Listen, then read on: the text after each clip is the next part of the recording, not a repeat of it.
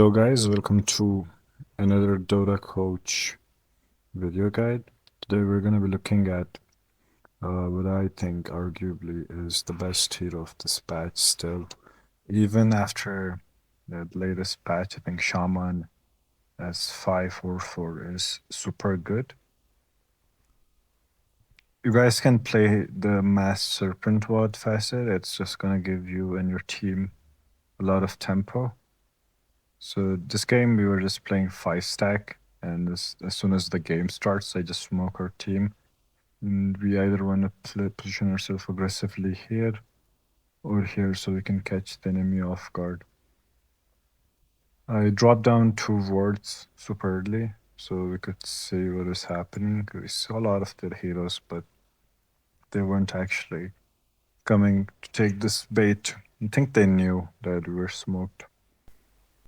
I think we ended up killing just the support on the bounty runes. This is one thing you can abuse. You can just smoke your team every game and try securing first blood. For example, here let's just get caught off guard, and that's just a free first blood for our mid viper.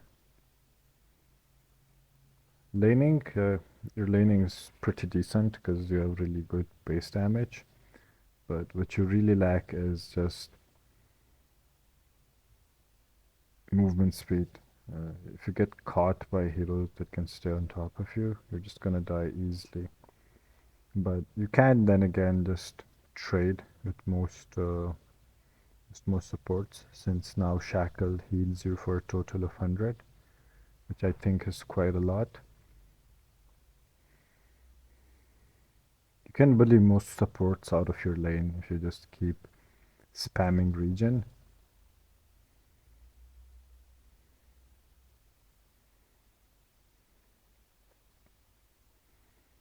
I see a lot of supports, they're just gonna play passive here. You can be super active in the lane.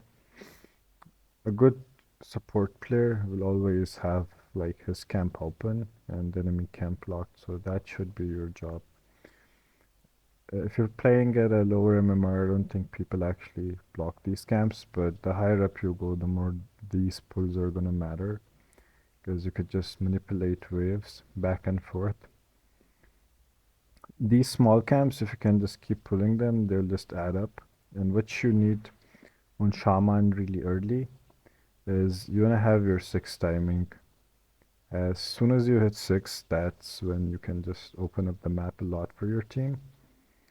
So this game, we couldn't kill Necro a lot, but my job here was to make sure we grief this game and just keep pulling creeps so I could maybe just farm myself, get more XP, and potential denies. And I'm just gonna wait for my 6 timing. I got Basilius because I want more mana since I'm spamming my spells.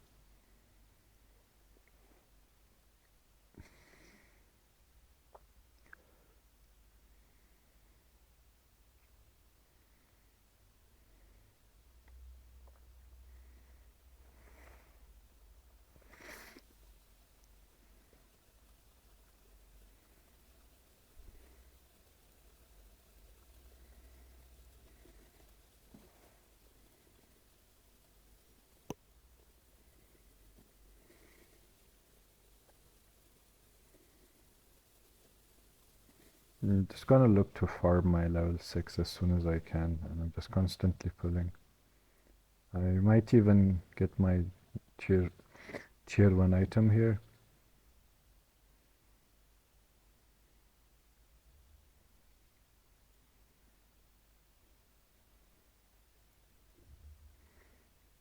I'm gonna pull again, and if you can see, I'm just ahead of their supports in terms of level.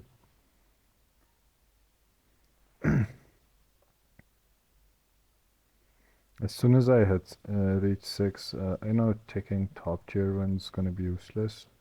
This tower is like much more important for us. So I'm just gonna drop off my wards.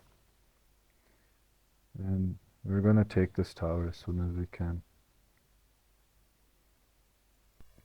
My next goal is to take mid tower. Since my mid laner went to gank top, I'm just gonna stay mid and leech XP. A lot of support players get confused because they don't know which part of the map that they should be playing. Ideally, if they have like a really hard carry, you want to shut down their carry like the enemy team is doing here. But if your hero has some more playmaking potential, you can just look around to roam or sit on a lane where you just hit your 6 timing, and after that, you can maybe look to make plays.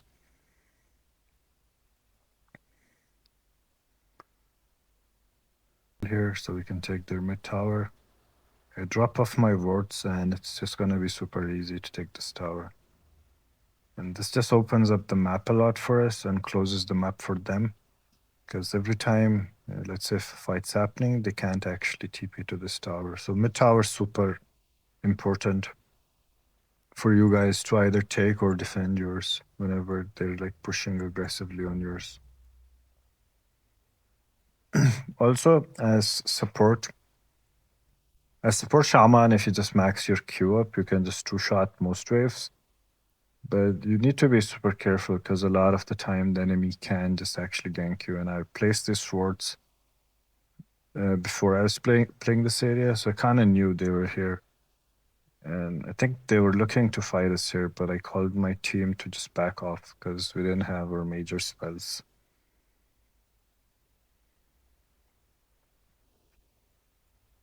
You need to be active. If you're just pushing side lanes, always keep a TP. So whenever like a fight's breaking out, you can just show up. Coming back to me mentioning that mid tower is important and you need to defend it.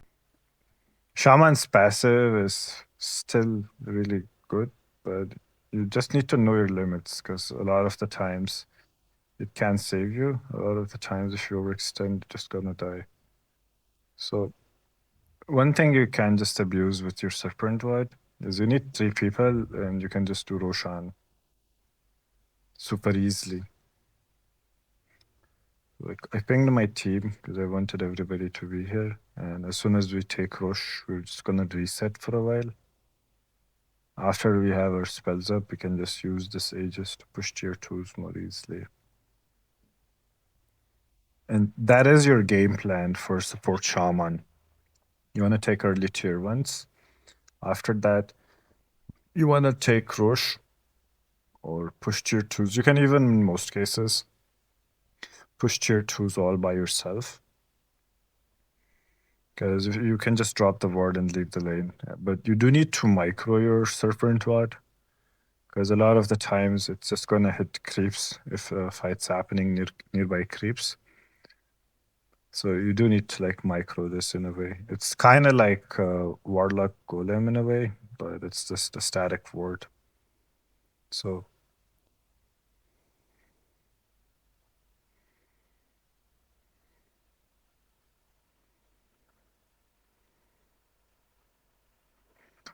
also, if you guys are playing 5 stack or if your team is good in comms, you always want to take Tormentor. Because Tormentor is basically 1400 gold free on the map, and you can just take it every 10 minutes, but you do need like 3 or 4 heroes to actually make that work. So here we tried taking Tormentor, but the enemy team was super good in punishing us here. I think the fight came out to be okay. They lost a few cores and so did we.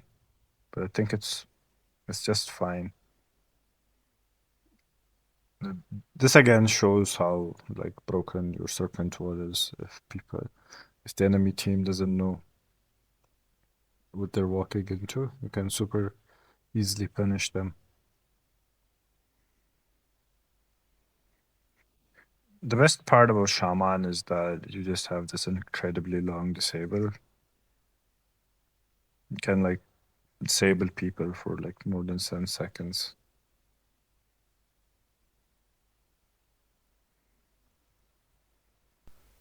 So we took second rush and we have Aegis on draw.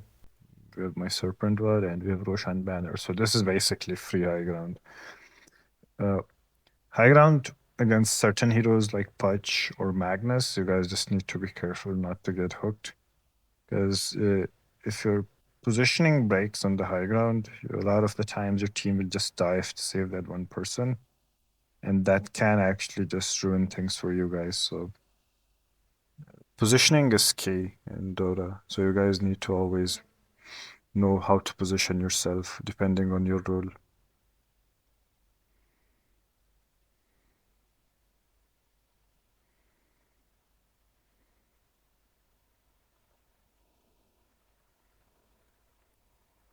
And we're just gonna rinse repeat this. Every time we have Serpent Ward with Aegis, we're just gonna siege high ground and the enemy team can't really do much. Unless they have some really good range hero that can take down the Serpent Ward super quickly. There is like no counter to this, especially if you have like good heroes.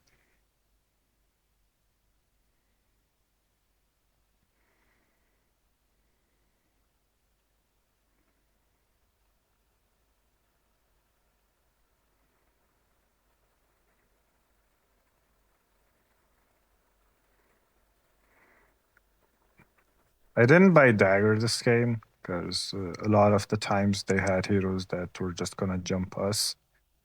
In games where you guys do need catch, you can just go for Dagger. I went Aether Lens after my mana boots. Vision is key. So this fight, I kind of knew they had like Cliff Ward up here, and my job is to just break this vision as soon as possible.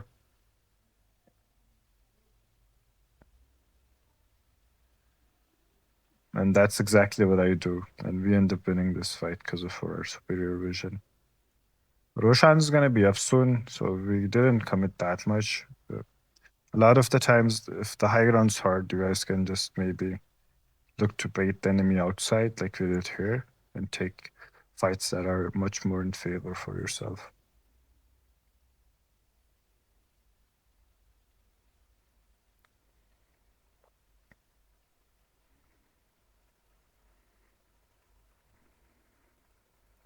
With this build, if you have Aether Lens, it should just give you enough mana.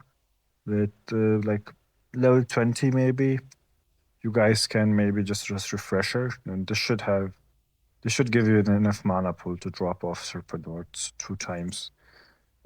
You can just maybe use this. If this game we took all their lanes, so pushing Throne was a bit easier.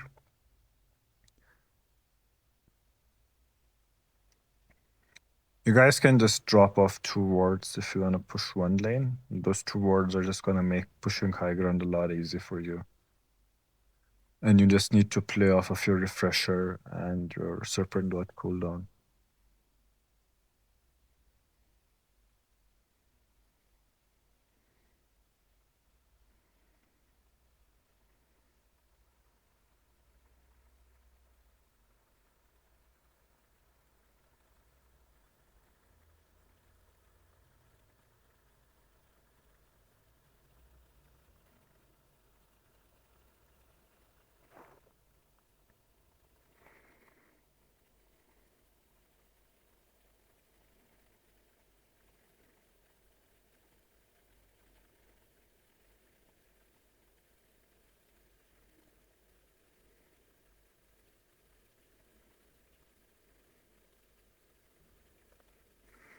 The closing fight of the game, and I'm just gonna drop both of my wards here.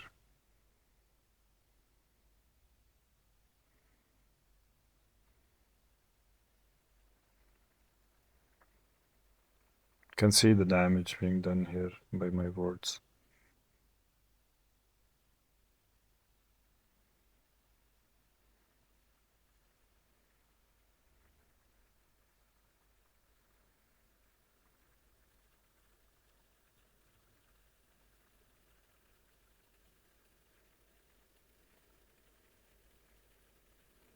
And that's all, guys. Thank you for watching. Like, subscribe, and comment on whatever you guys want to see a video next on. Peace.